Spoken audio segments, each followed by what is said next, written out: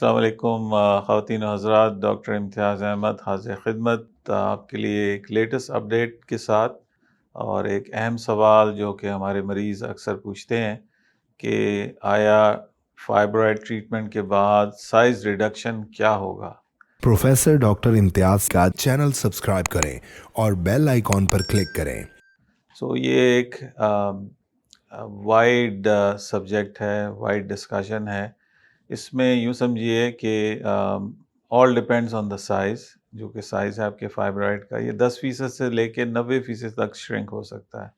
یوں سمجھیے کہ اگر آپ کو چوٹ لگتی ہے یا کوئی پمپل نکلتا ہے تو کوئی اسکار بنتا ہے، تو یہ ایک نارمل ٹیشو ہے، خدا نخواستہ یہ کینسر نہیں ہے۔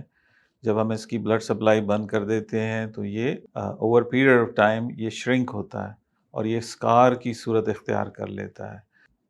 میکسیمم شرنکیج ہمیں کب معلوم ہوتی ہے؟ قریباً 6 مہینے میں ہمیں معلوم ہو جاتا ہے کہ کتنی میکسیمم شرنکیج ہوئی ہے۔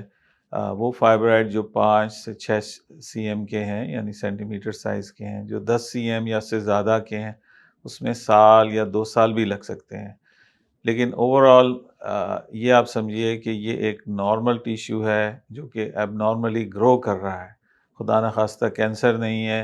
اور جیسے کہ آپ کو چوٹ لگتی ہے، اسکار بنتا ہے یا پمپل آپ کا چہرے پہ ہے یا کہیں پہ ہے، اس میں سے پس نکلتی ہے تو ایک نشان چھوڑ جاتا ہے۔ تو اسی طرح فائبرائڈز بھی جب آپ 70-80 سال کی عمر میں پہنچتے ہیں تو وہ ایک نشان چھوڑ جاتے ہیں اور کیلسیفائڈ ہو جاتے ہیں، یعنی کیلشیم ان کے ارد گرد آ جاتا ہے۔ تو اس میں گھبرانے کی کوئی ضرورت نہیں ہے، اور آپ ہم سے مزید معلومات کے لیے رابطہ کر سکتے ہیں۔ ہماری 2 سائٹس ہیں، حمید لطیف ہاسپٹل لاہور اور دوسری سائٹ OMI ہاسپٹل کراچی ہے، اور دیے گئے نمبر پہ آپ ہم سے رابطہ کیجیے گا۔